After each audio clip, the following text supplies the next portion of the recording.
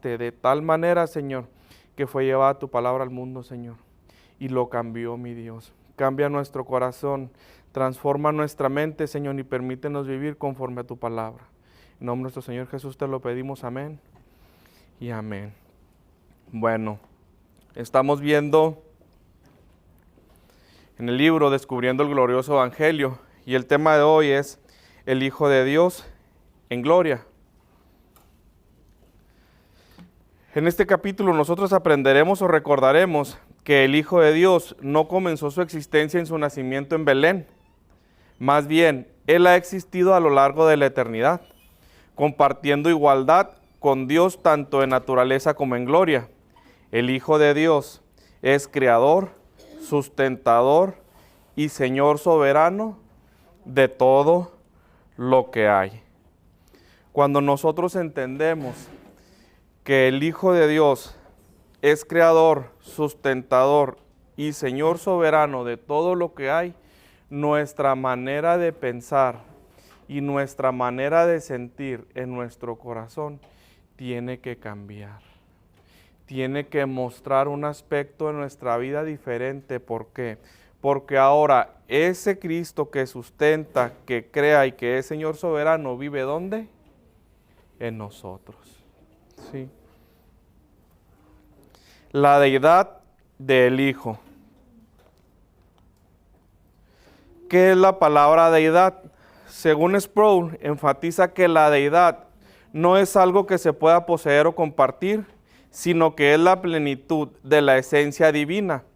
Esto implica que Jesús, por ejemplo, no solo comparte ciertas características con Dios, sino que es plenamente Dios. Entonces, en su naturaleza divina, la deidad, por lo tanto, se refiere a la totalidad de los atributos divinos que están presentes en Dios. Esa es la deidad de Dios según R.C. Sproul. ¿Qué significa? Que esa deidad es únicamente del Padre, del Hijo y del Espíritu.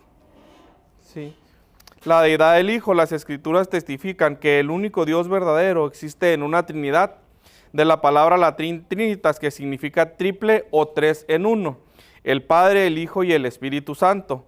Son tres personas distintas que se distinguen la una de la otra. ¿Qué quiere decir? Que no son lo mismo. Dice, y sin embargo comparten la misma naturaleza o esencia divina. Esto ya lo habíamos visto. Y se relacionan la una con la otra en comunión eterna y continua. ¿Qué significa? Que siempre y por siempre han sido.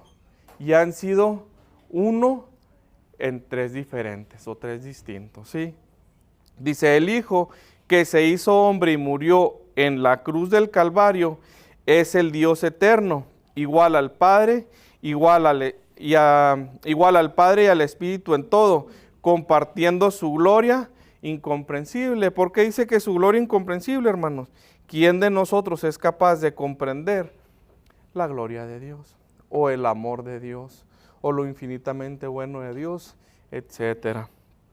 Dice, esto es un recordatorio de lo que el pastor nos había estado hablando un miércoles, no sé si recuerdan. En el estudio de los miércoles el pastor nos compartió qué era exactamente la Trinidad y cómo podríamos entenderla. Y él nos decía exactamente lo mismo, que eran tres personas en una, que compartían la misma esencia, que tenían el mismo poder, que no han sido creados, que ellos han sido siempre y desde siempre, en todo momento y en todo lugar. Continuamos con la deidad del Hijo. Dice, el Hijo no es un ser creado, ya lo habíamos visto. No es un ángel y no es un semidios. Él es Dios en el sentido más alto del término. ¿Qué significa? Que si nosotros decimos que Dios es un semidios o que Él fue creado, no compartimos o no creemos lo que la palabra y el mismo Evangelio nos ha revelado. Nuestra creencia está cimentada en que nosotros tenemos un Dios trino, Dios Padre, Dios Hijo y Dios Espíritu Santo. No es el Dios o no es un semidios. Cristo sigue siendo Dios. en su naturaleza humana. Dice la palabra que es 100% humano y 100% Dios. Sí. Ok. Entonces, en Juan 1, del 1 al 4, si gustan abrir esa porción de la palabra, vamos a estar trabajando con ella. Dice que en Juan 1, del 1 al 4, encontramos una de las declaraciones más claras, tanto de la deidad como de la eternidad del Hijo de Dios.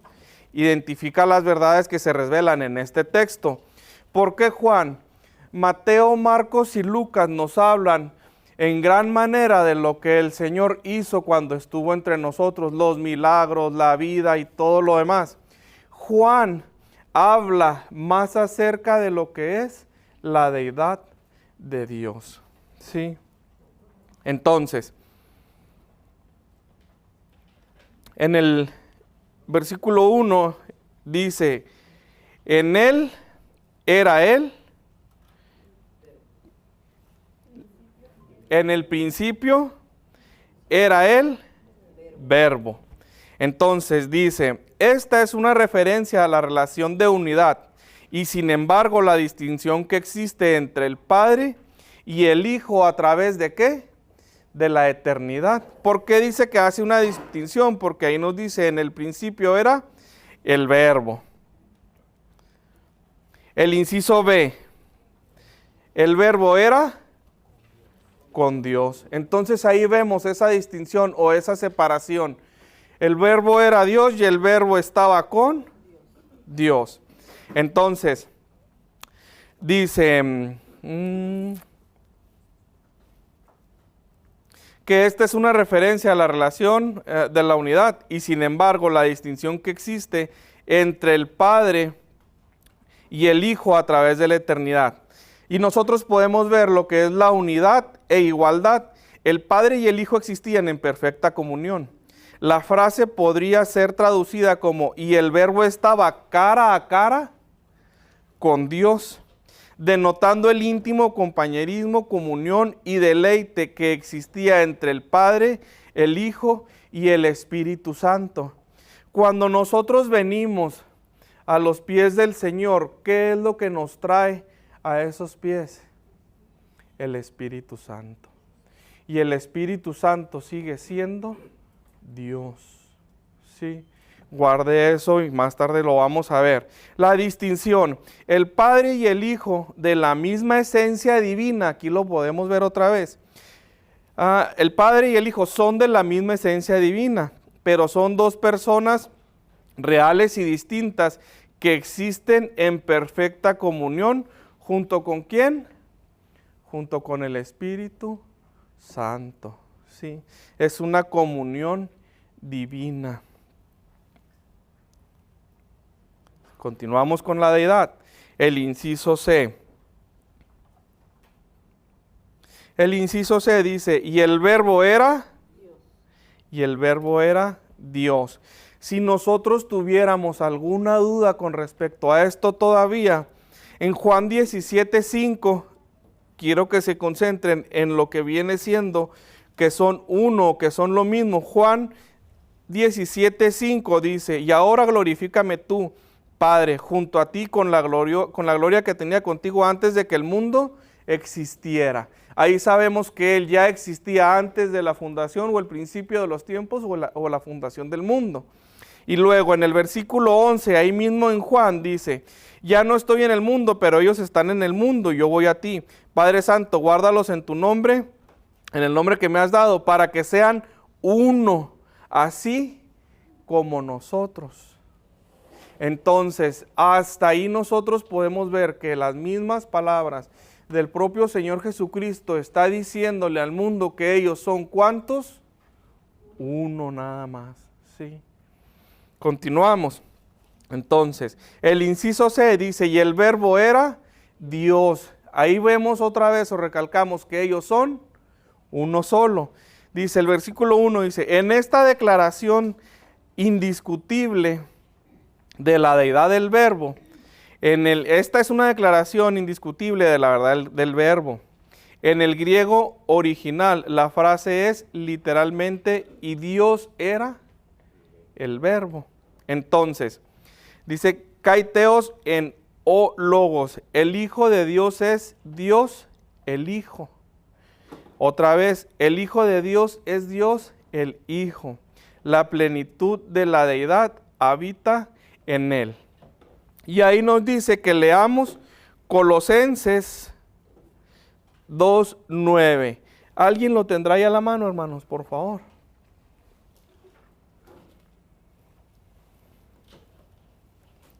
Amén. Porque en él habita corporalmente toda la plenitud de la deidad. Otra vez, hermana, por favor. Porque en él habita corporalmente toda la plenitud de la deidad. De la deidad, corporalmente.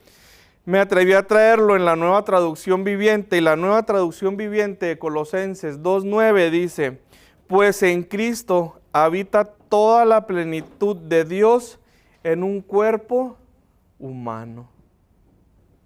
¿Qué quiere decir? Que ese Cristo que nosotros ahora adoramos era 100% hombre y 100% Dios. Entonces, si ese Señor Jesucristo al que nosotros adoramos era 100% hombre y 100% Dios, ¿qué quiere decir?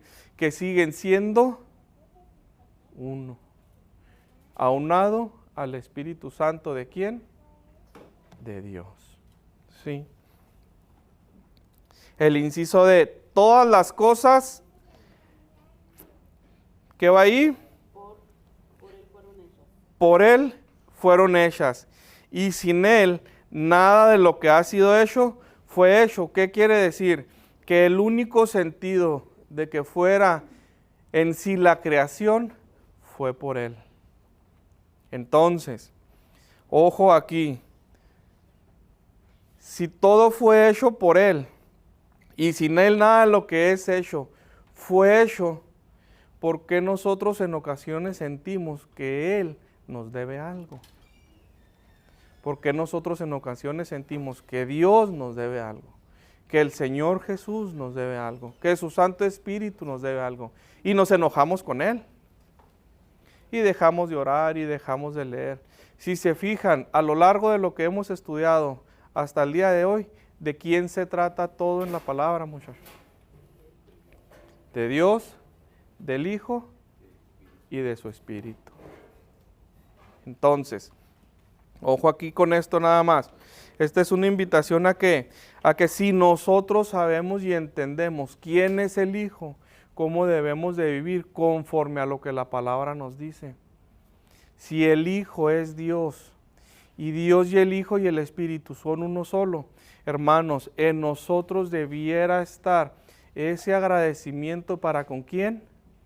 Para con el Hijo. ¿Por qué comento esto? Porque ahorita vamos a ver lo que es la gloria de Dios. Dice aquí también que hay dos cosas, positiva y negativamente. Positivamente dice, todas las cosas fueron creadas a través del Hijo.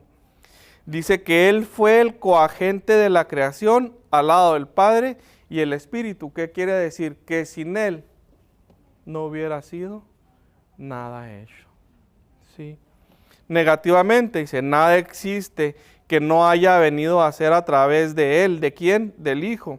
El Hijo no solo estaba en el principio con Dios, sino que también estaba haciendo las obras de Dios como Dios. Por eso decimos que Él no fue un ser creado, sino que Él ya era junto con Dios, haciendo que las mismas cosas como Dios las estaba haciendo. Seguimos nuevamente, ¿por qué? Porque ellos siguen siendo uno. Estamos en la página 28 para los que acaban de llegar.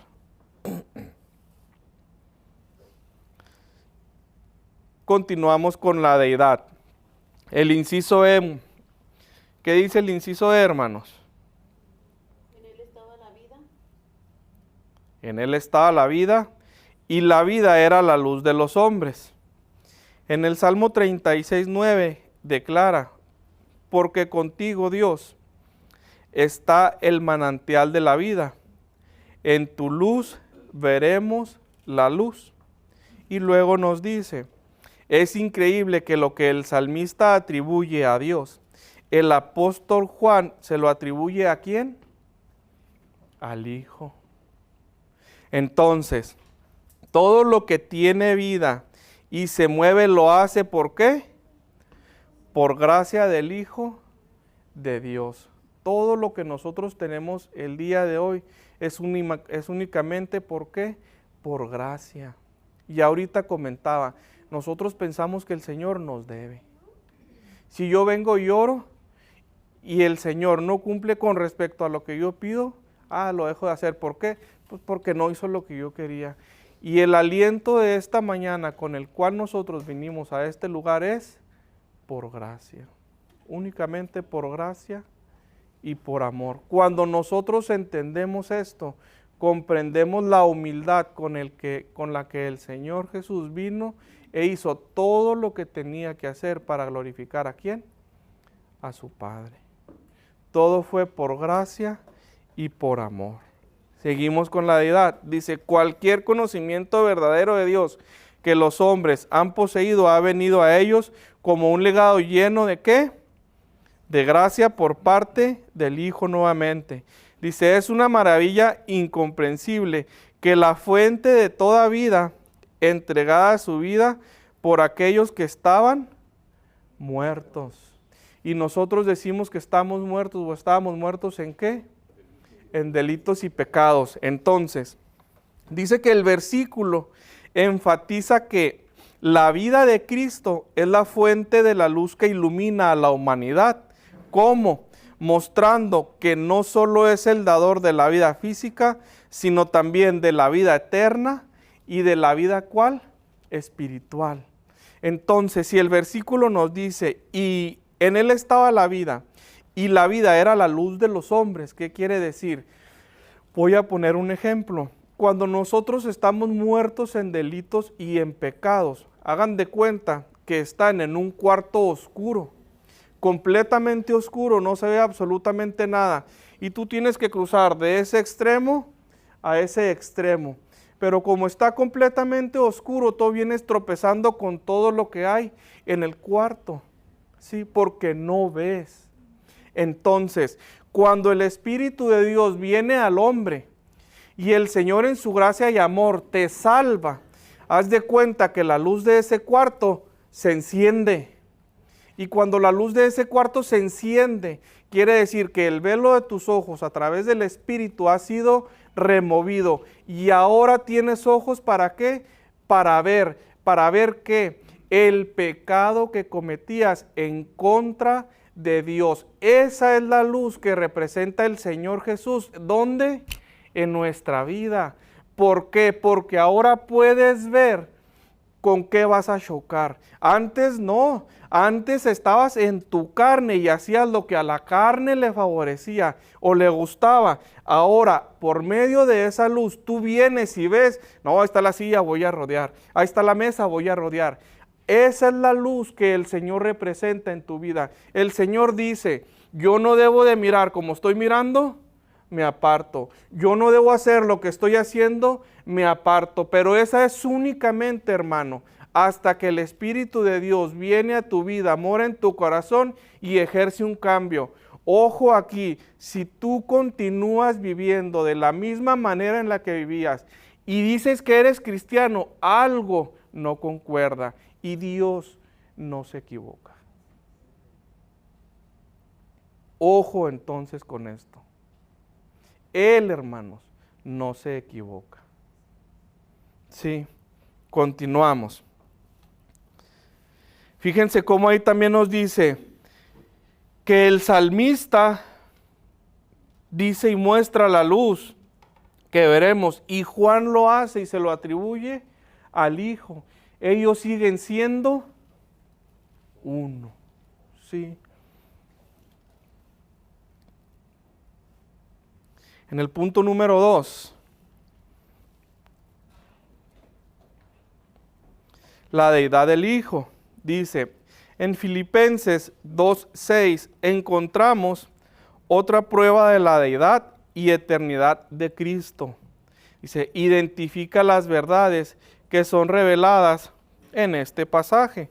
El inciso A dice, el cual, siendo en forma de Dios. ¿Qué significa esto? Dice, el Hijo no comenzó su existencia en su encarnación. Él es eterno, sin principio ni final. La palabra forma viene del griego morfe, que se refiere no solo a la apariencia externa de una persona, sino también a su carácter esencial o realidad fundamental. El Hijo no simplemente parecía ser Dios, más bien, ¿qué dice ahí? Él era Dios en su esencia o naturaleza. Me gusta mucho esto porque dice que Él, el cual siendo en forma de Dios, Él era Dios. Fíjate el sacrificio que hace desde ahí el Hijo para separarse ¿de quién? De su Padre. Porque ellos vivían en una comunión tan perfecta desde siempre que nunca había existido esa separación. Entonces, cuando Él viene a nosotros y se convierte en carne o se hace en forma humana, Él se separa ¿de quién? De su Padre. No que se separe, sino que esa comunión que tenían en ese lugar donde ellos habitaban, ahora está compartida ¿con quién? Con nosotros. Entonces, si Él ya vino a nosotros y dice también la palabra que Él no tomó esto o no dejó esto en forma de Dios o en forma a qué aferrarse, ¿a qué te estás aferrando tú, hermano? Que te impide a dar gracias como el Señor nos demanda. La idea de que nosotros, y lo he repetido en algunas veces, nosotros vengamos y conozcamos de la deidad de Dios, de la gloria de Dios, del sacrificio del Señor Jesús, de quién es Dios y cómo nos ama, tiene que tener una aplicación en tu vida. Si no, es mera información. Cuando nosotros venimos a un estudio bíblico, cuando nosotros venimos y escuchamos una predicación, la idea que tiene en sí la palabra de Dios es que tú te mires contra quién, contra el que está al lado. No, contra la palabra. Y haya ese cambio en quién, en ti. Por eso dice que la palabra que hace en el corazón lo cambia de un corazón de qué, de piedra a carne. ¿Y qué hace con nuestra mente? Dice Pablo, nos regenera la mente. ¿Y cuál es el fundamento o cuál es el fin de esto? De que nosotros cada vez nos parezcamos ¿a quién? A Cristo. Entonces, si Él siendo en forma de Dios no se aferró a esa forma, ¿a qué te estás aferrando? Que te está apartando del Señor. Al orgullo, a la ira, a los placeres de este mundo. ¿A qué? Ojo con eso nada más. Continuamos con la edad del Hijo, el inciso B. Dice, no estimó el ¿qué? Ser igual a Dios como cosa a que aferrarse. Dice, la palabra igual viene de la palabra griega isos, que significa ser igual en cantidad o cualidad. En el Hijo habitó toda la plenitud, cantidad. Sí, de la deidad, cualidad. Colosenses 2:9. Si alguien lo tiene, por favor no lo comparte ahorita. Dice, a Él no le faltaba nada con respecto a la edad, sino que era igual en todo sentido, en el significado más completo del término. ¿Alguien tiene Colosenses 2:9, por favor?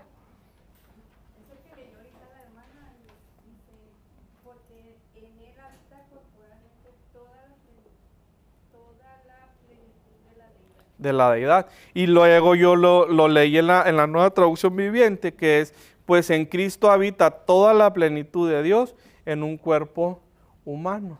¿Qué quiere decir? Que Él sigue siendo 100% hombre y 100% Dios. Y dice aquí que a Él no le faltaba nada con respecto a la deidad como Dios.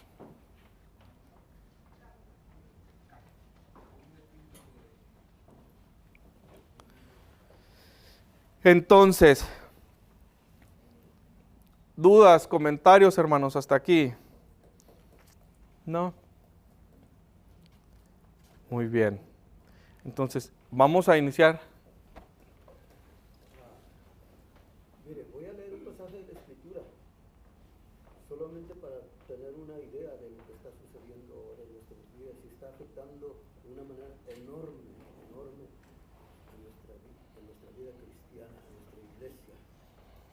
Dice en 1 Timoteo capítulo 4, verso 1 y 2. Pero el Espíritu dice claramente que en los postreros tiempos algunos apostatarán de la fe, escuchando espíritus engañadores a doctrinas de demonios, por la hipocresía de mentirosos que teniendo cauterizada la conciencia, dice, prohibirán casarse y mandarán abstenerse de alimentos que Dios creó, para que con acción de gracias participen de ellos los creyentes y los que han conocido la verdad. Que ha llegado el tiempo en nuestras vidas, mis hermanos, cuántas personas que siendo creyentes han cometido atrocidades con sus hijos, con su familia, inclusive han permitido, ¿verdad?, que Satanás los destruya, solamente porque hicieron una pequeña decisión que afectó no solamente a él, sino que a todos y cada uno de sus familiares. Si nosotros podemos ver entonces la deidad de Dios, decíamos ahorita que la deidad de Dios es Padre, Hijo y Espíritu Santo, que son tres personas diferentes con la misma esencia o sustancia, ¿sí? Entonces, si nosotros podemos entender esto, nosotros en automático somos, ¿qué? Hijos de Dios. Pero el creerlo representa vivirlo, hermano. ¿Sí? Continuamos. Dice, la gloria del Hijo.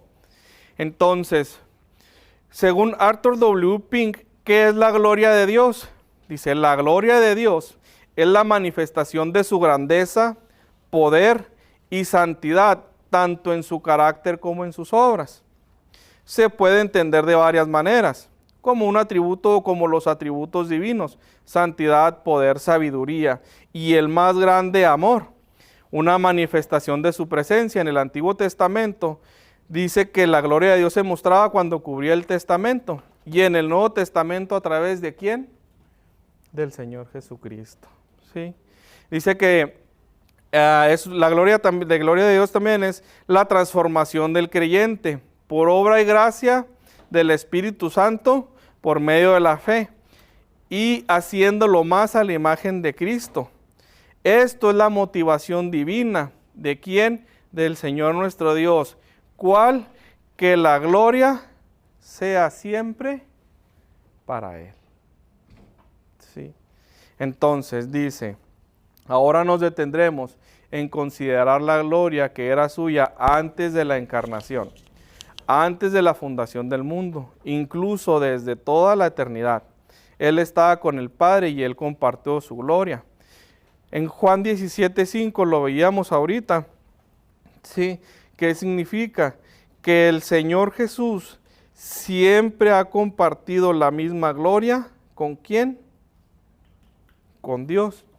Y Juan 17:5 nos dice, y ahora glorifícame tú, Padre, junto a ti, con la gloria que tenía contigo antes de ¿qué? De que el mundo existiera. ¿Qué quiere decir? Que ellos dos, el Padre, el Hijo y el Espíritu, compartían ¿qué? La misma gloria. Si se fijan, ahí no hay, como he escuchado en algunas ocasiones, que Dios es más grande que el Hijo y luego que el Hijo es más grande que el Espíritu, pero no.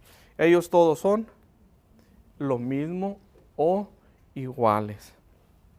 ¿Sí? Hermano, hay un versículo que a mí me llama la atención, donde dice Jesús, mi Padre mayor que yo es. Necesito buscarlo, no sé cuál es. No me acuerdo del contexto. Búsquelo, hermana, y ahorita lo vemos. Dice, también aquí dice, no fue un simple hombre o incluso un ángel el que se vistió de carne y murió por nosotros aquel día. Fue el Dios de la gloria, el Señor del universo, el objeto de toda adoración, y aquel a través de quien todas las cosas fueron creadas y para quien todas las cosas existen. Entonces, ¿quién fue el que vino a nosotros y quién fue el que dio su vida por nosotros? El mismo Dios de la gloria, el Señor del universo, el objeto de toda oración, y a través del cual todas las cosas fueron creadas y todas las cosas existen. Ese fue el que murió por ti y por mí en esa cruz.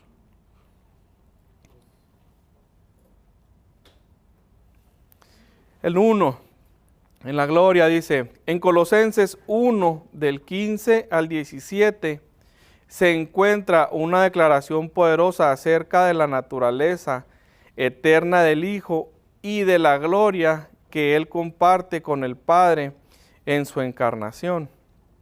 Dice aquí, del 15 al 17, el 15 dice, Él es la imagen del Dios invisible, el primogénito de toda creación. El 16, porque en Él fueron creadas todas las cosas, las que hay en los cielos y las que hay en la tierra. Se me perdió, perdón. Visibles e invisibles, sean tronos, sean dominios, sean principados, sean potestades, todo fue creado por medio de Él y para Él. El 17. Y Él estaba, y en Él es, antes de todas las cosas, y todas las cosas en Él subsisten. Entonces, basándonos en este texto, hay que completar las siguientes declaraciones. El inciso A, el Hijo es la imagen del Dios invisible. Esta palabra viene de la palabra griega eikon, que se refiere a una imagen o semejanza. Solo Dios puede llevar exactamente la misma semejanza de Dios. Dice que en Hebreos 1:3 declara que Él es el resplendor de su gloria y la imagen misma de su sustancia. Sí. El pasaje que mencionaba nuestra hermana dice, habéis oído que yo os he dicho, voy y vengo a vosotros, y si me amareis, os habréis regocijado, porque he dicho que voy al Padre, porque el Padre mayor es que yo. Me imagino que se refiere a su condición humana, como hijo, no como creación, sino como hijo. Solo que sí se menciona en la escritura, ¿verdad? Que es mayor en ese aspecto, ¿verdad? En ese aspecto. Como humano tenía limitaciones, pero como Dios no, absolutamente. Sí, sí. Son dos aspectos a los que se refiere. En realidad el pasaje no está hablando de una calidad o jerarquía, por así decirlo, entre la deidad. Recordemos que Jesús, ya lo mencionó usted, 100% hombre y 100% Dios, completamente hombre, completamente Dios. El tema que nos ocupa ahora es la deidad de Cristo, no tanto su humanidad, ¿verdad? Entonces, Juan 14:28, el Señor está hablando y Él dice precisamente, el Padre es mayor que yo debido a su naturaleza humana, a la encarnación. Y por otro lado, en cuanto al papel o los roles que se desempeñan en cierto sentido, según las escrituras, nosotros definimos como que el Padre es el que toma, planifica, decide y todo. Sin embargo, si le hubiéramos seguido el hilo a la clase, nos estaríamos dando cuenta de que lo que la Biblia nos está diciendo es que tanto lo que se le atribuye al Padre, se le atribuye al Hijo. Entonces son iguales, no hay en ellos alguien más grande o alguien menor, sino que en cuanto al papel que desempeñan, en cuanto a la actividad que desarrollan, podemos decir en cierto modo que la actividad del Padre en este sentido es mayor. Sin embargo, el Hijo tiene las mismas atribuciones del Padre, no es el Padre, pero tiene sus mismas atribuciones. La diferencia es que en el momento en que el Señor está diciendo, por ejemplo, el ministerio del Señor se limitaba por su aspecto humano a el ministerio terrenal de Cristo. Entonces no debemos de ver acá un tema que tenga relación con decir, en la Trinidad hay diversos grados en cuanto a la esencia, en cuanto a la naturaleza, en cuanto a la deidad misma. No, Los tres son 100% Dios. La diferencia es que Cristo adoptó una naturaleza humana para poder morir por nosotros, ser semejante a nosotros y darnos salvación. Si Cristo no hubiera sido humano, su sacrificio no hubiera servido. ¿Por qué? Porque él no podía morir siendo Dios. Exacto. Sí, hermana. Sí. Continuemos entonces. Demos igual, como dijo el hermano ahorita, una refrescada. Acuérdense que cuando nosotros iniciamos con respecto a la deidad de Dios, nos dice que Dios es uno solo. Padre, Hijo, Espíritu Santo son uno solo. Son tres personas diferentes, pero con la misma esencia. Entonces, como decía ahorita el hermano, no es que sea uno mayor que el otro. Todos son iguales. Incluso en la misma palabra nos dice que el Señor Jesús o el Verbo estaba haciendo las mismas cosas con Dios. No es que Él, como dijo ahorita, tomara una decisión uno y luego después el otro. No, son una sola unión. ¿Listo, hermana? ¿Sí? Sí, perfecto. Entonces dice aquí que el Hijo es la imagen de Dios invisible. Esta palabra viene de la palabra griega que se refiere a una imagen o semejanza. Solo Dios puede llevar exactamente la misma semejanza de Dios. En Hebreos 1:3 dice que declara que Él es el resplandor de su gloria y la imagen misma de su sustancia. Entonces aquí lo volvemos a ver. Dios Padre es el mismo que Dios Hijo. La única diferencia es que Dios Hijo se encarnó y nosotros lo podemos ver de esa manera. Pero sigue siendo el mismo Dios, hermano. Sigue siendo el mismo, sigue teniendo el mismo poder, sigue teniendo la misma soberanía, sigue teniendo absolutamente todo lo que es de Dios, porque Dios y Él son uno. Y en el mismo Juan 17 decía, Señor, tú y yo somos uno mismo, ¿sí?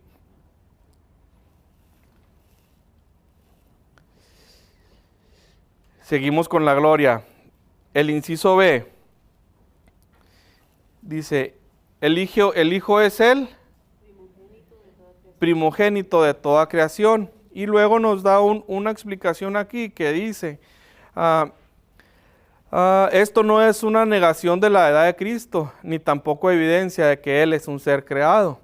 Y luego nos da un ejemplo en el Salmo 89:27, Dios declara lo siguiente respecto a David.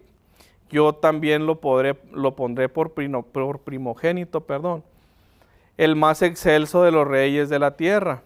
Es claro que David fue el primogénito de Dios, solo en el sentido, escuchemos aquí, solo en el sentido de que él estaba por sobre todos los demás reyes. Sí.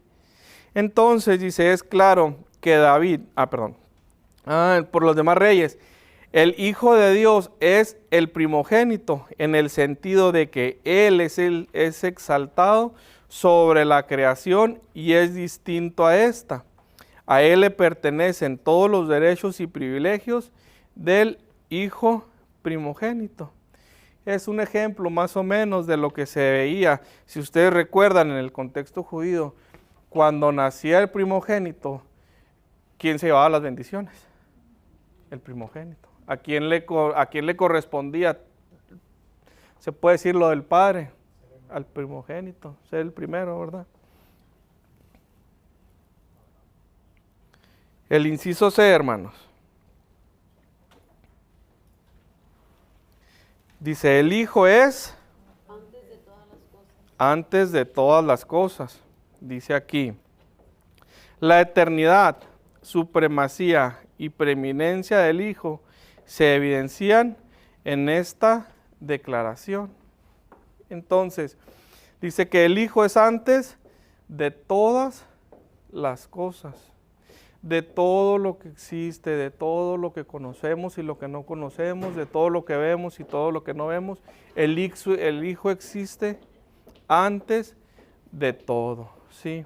Como veíamos al principio, Él era antes del principio de los tiempos. Él era antes de la fundación del mundo. Él era antes de absolutamente todo. Y también veíamos que Él, el Padre y el Espíritu son uno solo.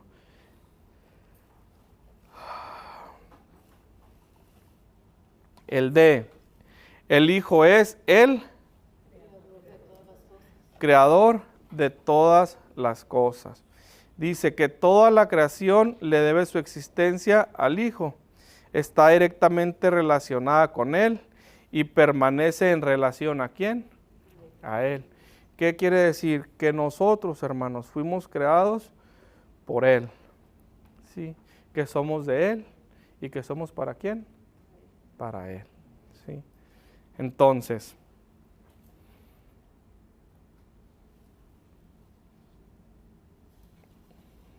el inciso E dice, el Hijo es el sustentador de todas las cosas. Las cosas en Él subsisten. Y luego ya nos da una explicación aquí. Dice, toda la creación existe en completa y total dependencia del Hijo. Él sustenta todas las cosas con la palabra de su poder.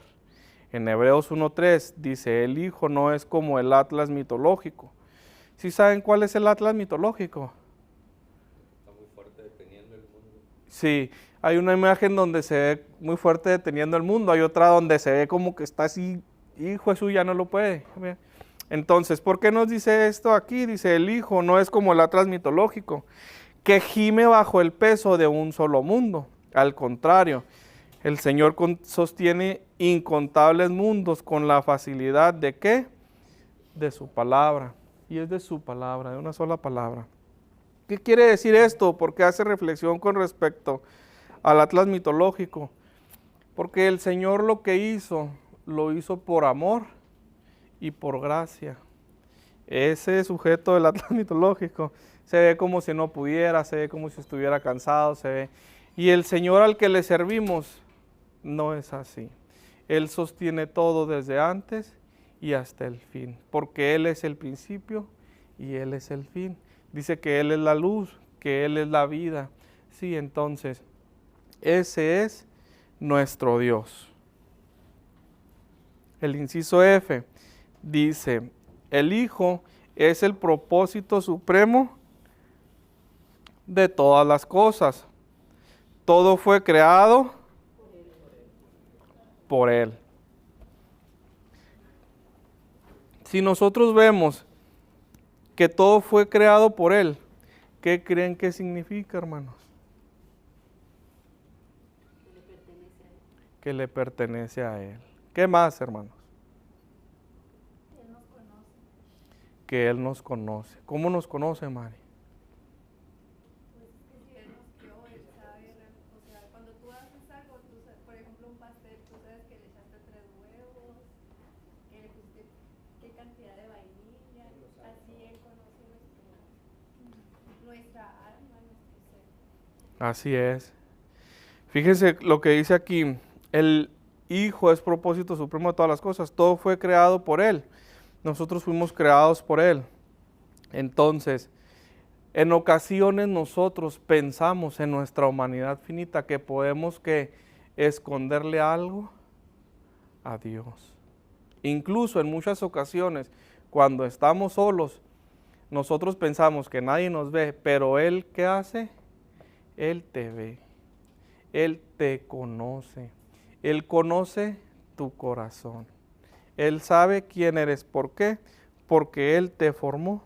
Dice, la gloria eterna del Hijo se ve en el hecho de que todas las cosas fueron hechas por medio de Él, para su propia gloria y deleite. ¿Qué quiere decir? Que todo fue hecho por medio del Hijo, para la gloria del Padre, del Hijo porque comparten la misma gloria, y deleite de ellos mismos. ¿Sí? ¿Dudas, hermanos, hasta ahí? ¿No? Cuando decimos que Él sustenta todas las cosas, Él nos sustenta incluso a nosotros. El día que Él diga se acabó, se acabó. ¿Sí? Como comentaba ahorita, incluso el mismo soplo de vida con el que nos levantamos el día de hoy proviene ¿de quién? De Él. ¿Sí? Entonces, hasta aquí hemos visto lo que es la deidad del Señor. Y estamos viendo la gloria de Dios. ¿Sí? Entonces, si el Hijo vino y dio gloria al Padre y compartió esa misma gloria con Él, ¿qué nos quiere decir? Que cuando el Hijo descendió de estar de lado o al lado de su padre, él no pensó en lo que él o a él le podría pasar si bajaba de ese trono. Él pensó, por amor a nosotros, en qué nos pasaría a nosotros si él no bajaba. Por eso cuando él ora al cielo y le dice, glorifícame ahora tú, Padre, contigo, en el lugar en el que ya estaba, porque me amaste, él vino e hizo lo que el Señor, ¿qué? Le mandó a hacer. Y él glorificó el nombre de su Padre, ¿cómo? Sin quejarse, sin hablar mal de los demás, sin sentir que no iba a poder. Entonces, él, por amor a ti y a mí, él pensó en qué pasaría con nosotros y no qué pasaría con él. Entonces, una manera de glorificar nosotros también el nombre de ese Dios es, piensa qué va a pasar con la persona con la que estás, de la que estás hablando, en lo que estás haciendo, qué va a pasar con esa persona y no qué va a pasar contigo, o qué pueda pasar contigo. Sí. Si él no hubiera bajado de su trono, hermano, por amor, entonces, ¿qué hubiera pasado con nosotros? Entonces, si nosotros ya sabemos esa respuesta, busca a Dios hoy que puedes. Conócelo, acércate a Él. ¿Cómo? A través de su palabra. ¿Cómo vas a glorificar a un Dios que no conoces? Sí.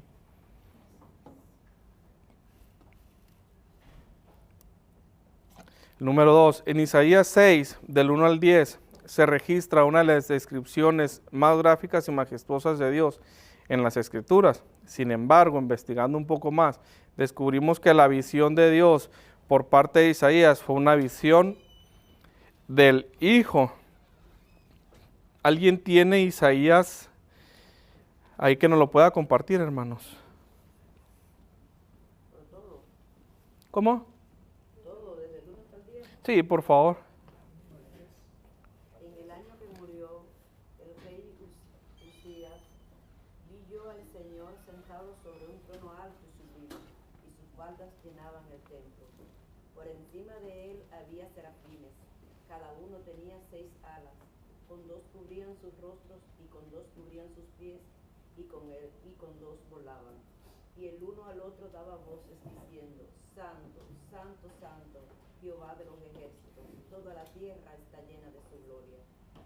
Y los quiciales de las puertas se estremecieron con la voz del que clamaba, y la casa se llenó de humo.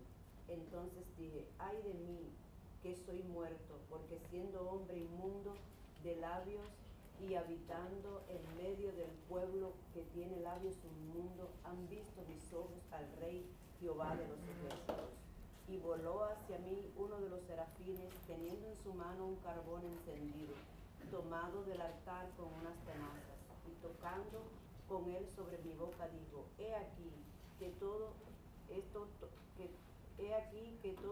tocó tus labios y es quitada tu culpa y limpio tu pecado.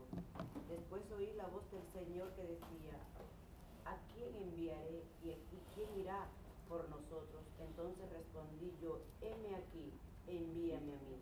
Y digo, anda y di a este pueblo, oí bien y no entendáis, ve por cierto, mas no comprendáis.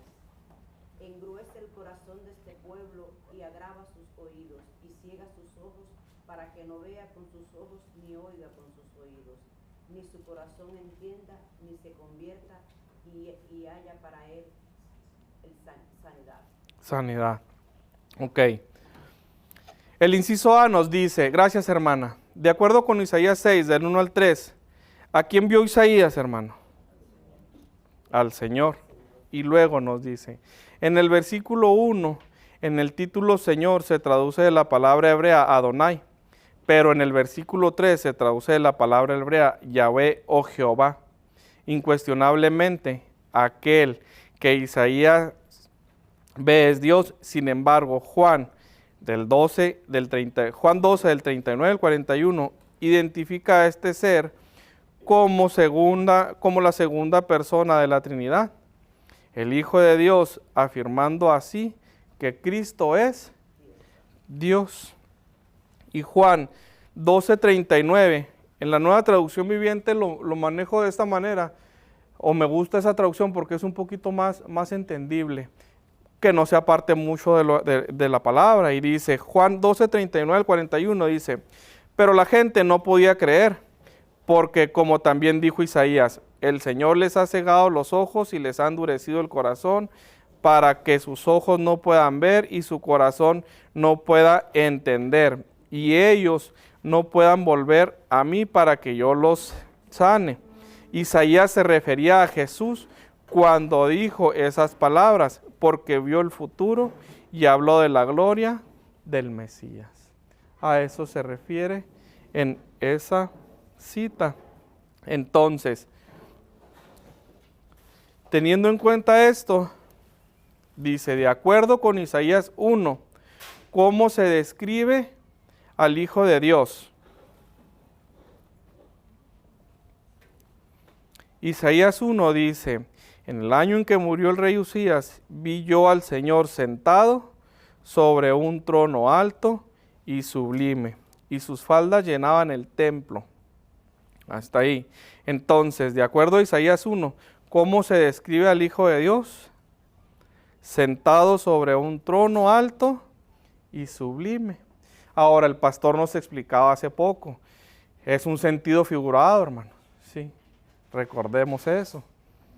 Entonces la segunda pregunta es, ¿qué nos dice acerca de su gloria? Acerca de su gloria, ¿qué les dice acerca de su gloria, hermanos?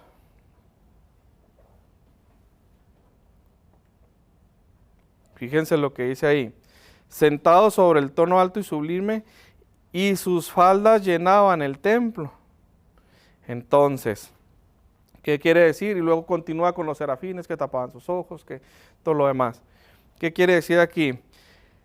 Que la gloria del Señor toca todo, todo lo que toca. Donde está el Señor y la gloria del Señor puede llenarlo todo, absolutamente todo. Entonces, ¿qué nos dice acerca de su gloria? Que Él puede llenarlo todo. En la descripción que hace Isaías, dice que aquel tizón encendido lo puso en sus labios, pero no lo quemó, lo santificó. Es algo incomprensible. El Señor estaba utilizando algo para que nosotros como humanos pudiéramos entender por lo menos un poquito de su presencia para sanar, para santificar, para perdonar. Y a veces lo pasamos por alto, no lo tomamos en cuenta y hacemos cosas que no le agradan, y ahí sí deberíamos tener temor. Sí, así es. Entonces, si nosotros vemos lo que es la gloria de Dios, hermanos, y cómo se puede manifestar según las palabras de Isaías, y él dice que únicamente la faldilla de sus ropas llenaban todo donde él estaba. Y luego ya nos muestra más también de lo que es la gloria del Señor. Dice que los serafines tenían 6 alas, con 2 tapaban sus ojos, con 2 volaban, con 2. Entonces, ¿qué es la gloria de Dios? Es una gloria incomprensible, es una gloria para que de este lado de la gloria, válgame la redundancia, no estamos listos para conocer, para soportar o para ver. El inciso B dice, de acuerdo con Isaías 6:1, ¿cómo se describe al Hijo de Dios? Y la segunda dice, ¿qué nos dice esto acerca de su gloria? Vimos que estaba sentado en el trono alto y sublime, ¿qué nos dice? Que puede llenarlo todo. El inciso C dice, de acuerdo con Isaías 6, del 2 al 3, ¿cuál es la respuesta de los serafines? Del serafín, posiblemente los seres de mayor rango en la creación, al Hijo de Dios. Fíjense ahí, cuando leía esto yo ponía, la respuesta de los serafines es en reverencia y alabanza de los serafines. ¿Por qué? Porque incluso ellos, como nos dice el libro, puede que sean los seres de mayor rango en la creación. aún ellos alababan al Señor, cubrían sus ojos y le servían y lo adoraban y estaban con Él, etcétera. Sí, entonces, ¿qué nos enseña esto acerca de su gloria y preeminencia, hermanos? ¿Qué creen que signifique esto? Fíjense, si los serafines son los que están con el Señor y son los que, como dice aquí, puede que sean los que tengan un mayor rango, lo ven con esa humildad, con esa reverencia, postrando lo que son. ¿Qué nos dice esto de la gloria de Dios en nosotros? ¿Cómo vienes tú al Señor cuando lo buscas? Debemos venir con humildad. Con humildad. Y la humildad en la palabra dice que la humildad o la humillación para el Señor en nosotros no es como la del mundo, sino que la humildad o la humillación para el Señor es que nosotros reconozcamos que dependemos 100% de Él. Entonces, ¿cómo vienes tú cuando buscas al Señor? Si dice que Él es 3 veces santo, ¿cómo es tu oración para con Él? ¿Cómo oras cuando estás con Él? Porque en muchas ocasiones venimos y le decimos, fíjate Señor que el día de hoy me levanté y hice y fui y vine y cuando estaba en el trabajo pasó esto. En realidad, ¿tú crees que Él va a decir, oh, sí es cierto, no me había dado cuenta? No. No. Pero cuando tú vienes y le dices, Señor, hoy pequé, y le pones nombre a tu pecado, ¿cómo vienes tú a Él? ¿Cómo es tu oración? Y ya para terminar, perdón. Dice la palabra, ¿verdad? Que Dios resiste al soberbio y da gracia a los humildes. Da gracia a los humildes, exactamente. Y la pregunta más grande, si ya sabemos que el Señor, el Hijo, el Padre y el Espíritu comparten la misma gloria, están en el mismo lugar, son una sola persona y que uno glorifica al otro, entonces, ¿qué responsabilidad hay en mi vida para con ellos? ¿Estás glorificando tú el nombre de Dios en tu manera de vivir? En tu trabajo, en tu casa, con los que te rodean. ¿Cómo lo estás haciendo? Y después de que nosotros vimos la deidad del Señor y la gloria de Dios, ¿cómo lo estás haciendo? ¿Cómo muestras al Hijo? ¿Cómo muestras los atributos del Hijo y del Padre? ¿Cómo muestras lo que el Señor ha hecho en tu vida a los que te rodean? ¿Eres esa luz en medio de toda esa oscuridad por la que está pasando el mundo? Si no lo somos o si no lo hacemos, vengamos a la palabra, demos un estudio, comparémonos con la palabra y luego veamos nuestra manera de vivir y cambiemos nuestra manera de actuar. En una ocasión escuchaba a un pastor que decía, cuando yo doy una consejería, yo no le digo a la persona con la que estoy tratando, ve y pídele al Señor que te perdone, porque sabemos que el Señor ya lo hizo. Ve y pídele arrepentimiento para que cambies. Entonces, cuando tú ores, ora y pídele al Señor arrepentimiento a través de ¿qué? De su Santo Espíritu. ¿Para qué? Para que tu corazón cambie. ¿Para qué? Para que tu mente sea regenerada. ¿Para qué? Para que conforme a la palabra puedas dar gloria al Dios que te salvó. ¿Dudas, hermanos? ¿Comentarios? No. Bueno, por mi parte es todo.